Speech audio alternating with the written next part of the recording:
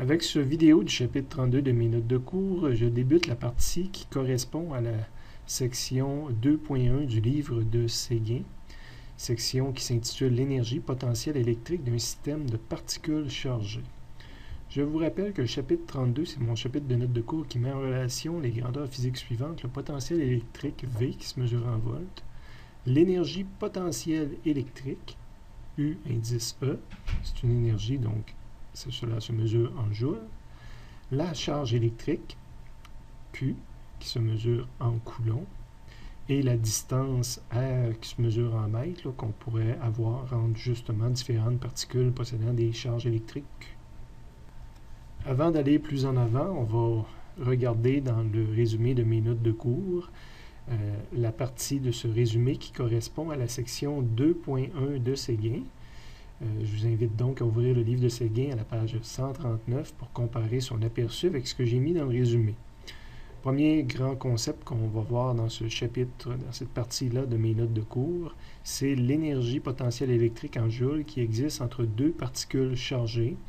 Évidemment, lorsque on installe deux particules à un endroit de l'espace, ça crée un système qui possède de l'énergie, soit parce que les particules veulent s'attirer, soit parce qu'elles veulent se repousser. C'est des situations énergétiques. Quelle est l'énergie contenue dans un système comme ça?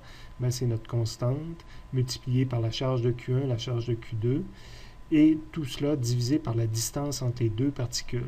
Attention, ici, il n'y a pas de valeur absolue de rajouter ni en noir ni en rouge. Donc, on prend vraiment les charges électriques avec leur signe. Donc, je peux avoir soit 2 plus, soit une plus, un moins, soit 2 moins, puis je tiens compte de ces signes-là dans les opérations mathématiques. Le dessin typique pour lequel on utilise cette formule-là est montré ici. Donc, deux charges à une certaine distance. C'est un système qui va posséder une certaine énergie. Souvent, je mets l'énergie au même titre que la cote. C'est l'énergie associée à ce système-là. Comme on l'a déjà vu avec les particules chargées électriques, les particules électriques chargées, il existe 4 configurations possibles de base. Et ces 4 configurations-là vont amener soit une énergie électrique positive, plus grande que 0. Évidemment, quand je multiplie un plus par un plus ou un moins par un moins, je vais arriver avec une énergie électrique qui est positive.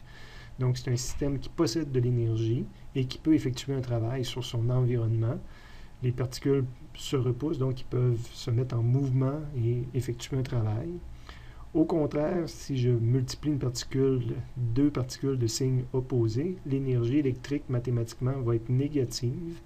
C'est un système qui est lié intrinsèquement, ces particules-là s'attirent. Puis pour les dissocier, il va falloir effectuer un travail. Déplacer cette particule-là pour la mettre plus loin, il va falloir travailler sur le système, donc fournir de l'énergie au système. C'est pour ça qu'on dit que l'énergie du système est initialement négative. Une référence qu'on va utiliser, c'est de dire que lorsque la distance est infinie, donc si ma particule, je l'amène le plus loin possible, ça va être la condition énergie potentielle électrique est égale à 0. Ça s'explique aussi mathématiquement par une division par l'infini. Je vous rappelle que cette grandeur-là physique en joules, dans ce cas-ci, peut être positive ou négative. C'est un scalaire avec signe, ce n'est pas une grandeur vectorielle. On peut calculer une variation d'énergie entre deux situations, donc un delta UE, qui va correspondre à l'énergie électrique que j'avais dans la situation finale, moins l'énergie électrique que j'avais dans la situation initiale. Évidemment, les deux situations, souvent, c'est un déplacement d'une particule ou des deux particules.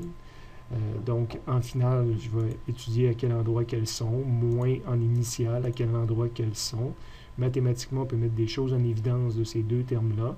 Donc, on pourrait utiliser directement cette équation-là pour s'appliquer une variation d'énergie sur un système de deux particules. On pourrait également s'intéresser à calculer l'énergie électrique, pas juste d'un système de deux particules, mais d'un système de 3 particules, de 4 particules, etc. On va faire un peu l'équivalent d'un principe de superposition. On va additionner l'énergie électrique qu'il y a pour chacune des paires de particules. Évidemment, il ne faudra pas répéter ces paires-là. Exemple, si j'ai 3 particules, je vais pouvoir étudier quelle énergie qui existe entre la particule 1 et 2, entre la particule 1 et 3, puis après ça, je vais faire la particule 2 et 3. Si j'ai 4 particules, je vais faire entre les particules 1, 2, 1, 3, 1, 4. Après ça, avec la particule 2, je vais faire 2, 3, 2, 4, mais je ne ferai pas 2, 1, puisque c'est la même énergie que 1, 2. Là, je ne la calculerai pas deux fois. Puis à la fin de la 3, ben, je vais calculer 3, 4, mais j'ai déjà calculé 1, 3, puis 2, 3, donc je ne ferai pas 3, 1, 3, 2. Je ne sais pas si vous comprenez le principe, on va le voir en faisant des exemples.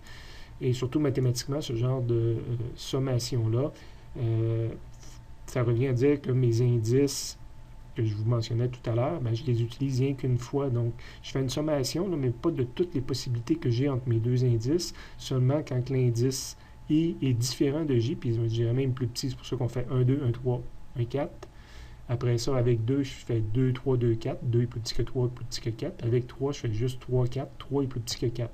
Donc, c'est une façon mathématique d'écrire qu'on fait ce genre de sommation-là. Et on pourrait démontrer aussi, on va le faire d'un exemple, je pense que le nombre de termes que cela donne, c'est si j'ai 3 particules, ben, je fais 3, multiplié par 3 moins 1, ça fait 2, 3 fois 2, 6, la moitié de ça, ça donne 3, donc, excusez, 3 particules, 3 moins 1 fait 2, 3 fois 2, 6, une demi de 6, ça fait 3 termes. Si j'avais 4 particules, 4 fois 3 moins 1, ça fait 4 fois 3, 12. 4 fois 4 moins 1, ça fait 3. 4 fois 3, 12. Une demi de 12, 6. Donc, j'ai 6 termes. Mais 1, 2, 1, 3, 1, 4. 2, 3, 2, 4. Puis 3, 4. J'ai fait 6 termes. Et ça, c'est d'autres façons d'exprimer la même chose où j'ai développé mon terme UE avec la définition qu'on avait en haut. Donc, c'est KQ d'une particule, QJ de l'autre particule, puis la distance entre les deux particules. Ou encore le K, c'est une constante que je pourrais sortir en avant de la sommation. Fait que c'est des façons différentes d'exprimer la même chose. Quand je développe mes problèmes, vous voyez ce que je mentionnais tout à l'heure. On va faire l'énergie électrique de différentes combinaisons de particules, mais on va s'assurer de ne jamais répéter les deux mêmes combinaisons de particules. Et en prenant la dernière sommation, mon K en avant, ben, je reviens que c'est justement mes deux premières particules avec la première distance, 1, 3 avec 1, 3, etc. Différentes façons de développer nos problèmes après ça. Donc, c'est la partie de la matière qui correspond à la section 2.1 du livre de Séguin. Attention, dans une vieille version de ce résumé-là, je sais que je traînais une erreur ici, que j'avais fait n multiplié par n plus 1. Donc, si vous avez encore cette version-là, n'oubliez pas de corriger la petite mention ici.